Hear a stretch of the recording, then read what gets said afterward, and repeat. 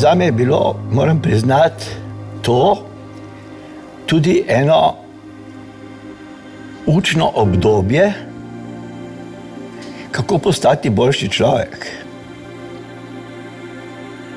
In potem z vsakim naslednjim dnem si bolj znal ceniti, kaj si naredil.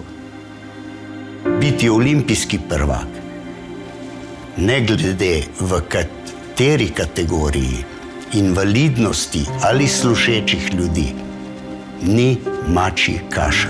Je trdo delo in spoštovanja vreden dosežek.